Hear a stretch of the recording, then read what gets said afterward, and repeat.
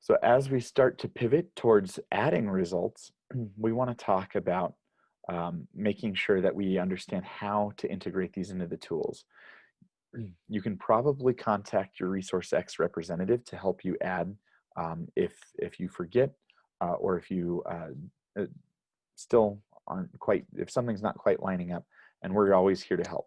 But we do need to manually enter all of these results into the tools. As a standard practice, ResourceX sets you up with your basic program attributes.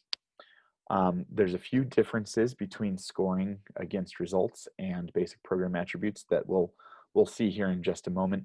But typically, we're looking for the full breadth of 0 through 4 scoring and no hard definitions.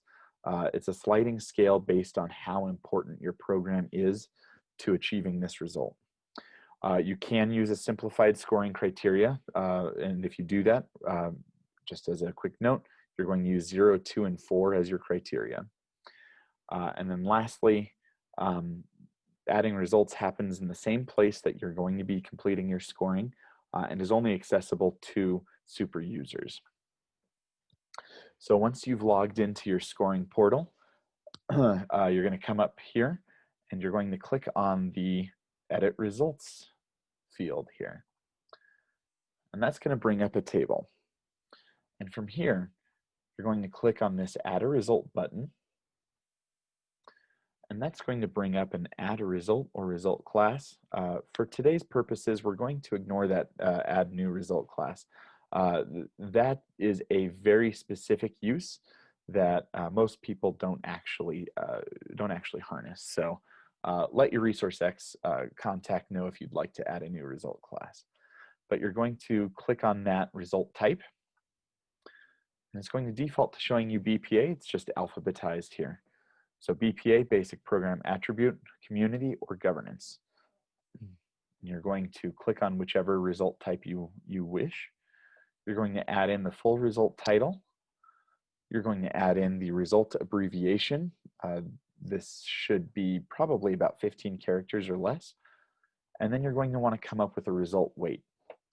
Now things can get really interesting here if you have any desire to ever apply custom weightings. So if you've participated in any kind of citizen participation that starts to create guidelines on how much weight you want each result to have, this is where you can adjust that. And you can adjust this at any point in time. But typically, all community and results, all community and governance results carry a weight of 3, and all BPAs except for mandated carry a weight of 1 point. And then click Add Result and close out of there. Next, we'll need to add definitions to that result. It's not enough for us to just say that we want a safe community, or that we want cost recovery in this case, or financial sustainability. We want to put in guidelines that our employees can see and really start to follow as they go through the scoring process. So you're going to select the BPA or result that you want to add a definition to, and you're going to click Add Definition at the top.